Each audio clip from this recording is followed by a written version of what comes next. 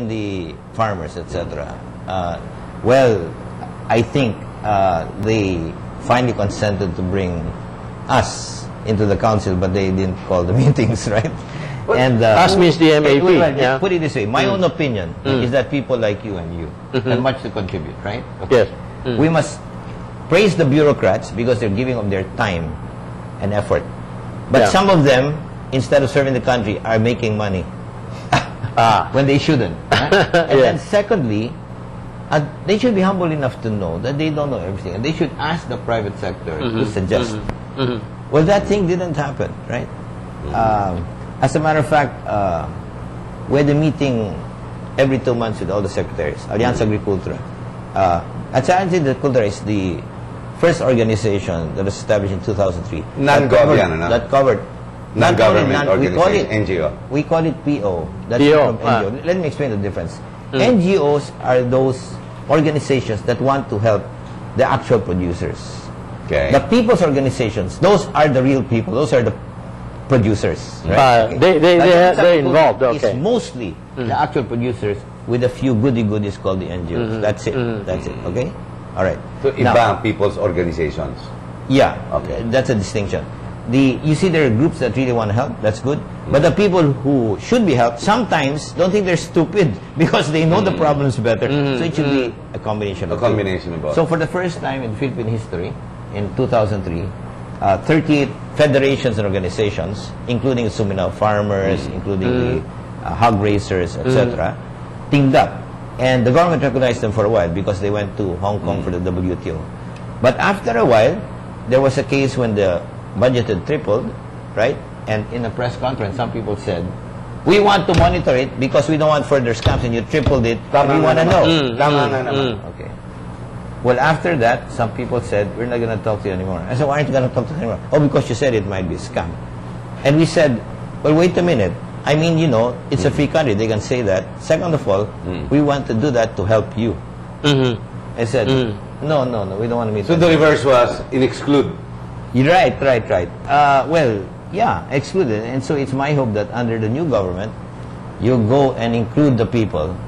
Because to me, I've seen that succeed in many areas. For example, in my rice program, I had the businessmen and the seed growers and everyone joined together, you know? They help each other. And but that requires resource information. Ernie, that requires the leadership who's going to crack the whip, not literally, on the heads of everybody and say, follow this. You've got a team. You know, there's a team going on. No, you don't have to crack the whip. You know why? Because all they needed to do is this. You don't have to get mad at anyone. You just have to say, let's follow the and let them come in and participate in the meetings. That's not hard to do. There was political will not to let that happen. That's the problem. Now, in other areas, you need political will. For example, smuggling. Now, I'll tell you, Senator Enrile was saying nobody ever solved smuggling. I said, Senator Enrile, you helped solve it, but I'll tell you something. How can he solve it? Port Irene, doon nagagaling lahat. No, that's the time when he was... I won't talk anymore. Go ahead. But I will say this. General Esperon, right? We were together at this time. He would show you that we brought smuggling down from 40% to 1%. Why? That's cracking the whip. Why? First thing we did, I just come in, I found it's 40%. Right? My friends from the private sector and business would tell me, now that you're in agriculture, we'd like to let you know about the corruption there, because if you fight them, you don't touch us with industry, but we'll tell you about that. And then I found out that, you know, the customs, together with the Department of Agriculture, would agree to keep quiet about smuggled items. And they both conspiracy. Yeah. That's what it is. Yeah, but not just customs, with the Department of Agriculture. They get the money, because if you don't pay off the agriculture people will blow the whistle on customs. You have to pay them both. Okay. So I took out all the agriculture people, changed them, right? Changed all of them. But it's not enough, because in a short while, you might have the same sickness. So what we did is we did what I call the solution, which we hope the new government will do. It's called transparency and accountability. We brought in the private sector to help inspect the containers. And we brought in a third government agency that was independent, the Office of the President, to help us there. And it went to less than 1%. And then we had a group that was calling customs to task, Cabinet Oversight Committee, headed by Secretary Reyes. every 2 weeks, right? They'd come. And we caught the biggest fish you've heard of. Soon enough, this group was abolished.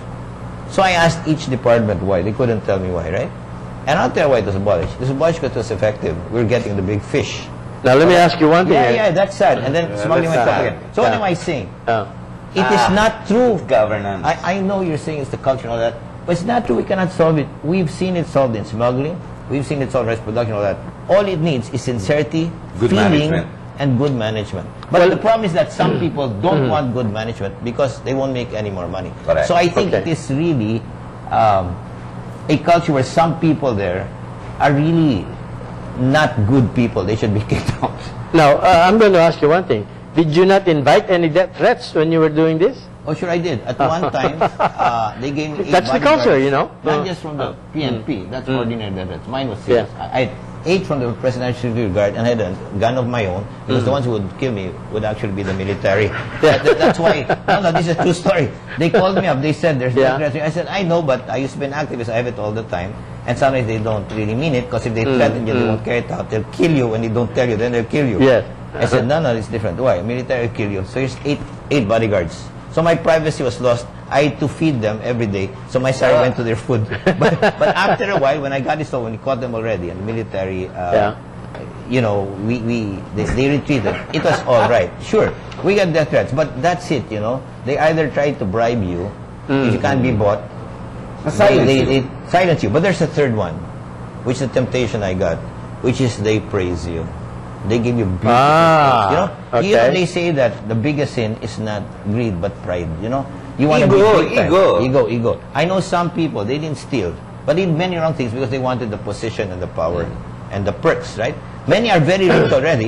Yes. No, not because they stole, because they're born to good families, etc. They're rich to begin with. But what happened is that they want the position so much, they'll do anything to get it and keep it.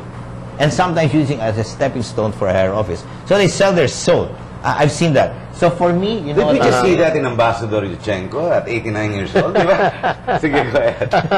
You know, I'm not part of your comment. Go ahead. Because I know where you're coming from. And I can't name names, but I've seen it. That's why for me, we must hope that under the new government, okay, we will have this transparency and So the argument, Secretary, sinasabi mo, no, we have the pool of managers, we have the professionals, identifying them, sourcing them, putting them in the proper positions, assuming, or with the assumption these people have to have heart. Mahal talaga nila yung bayan and they're supposed to be, supposedly, to be incorruptible. Why is it that we have failed in governance year after year, decade after decade, president after president?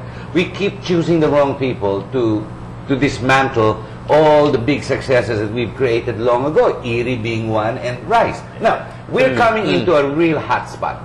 The rest of the world is moving around. It's called the global interest and pressures, because now that the world basically is all united into one. Money, for example, is no longer my currency is my money, because everything's in a basket of currencies na.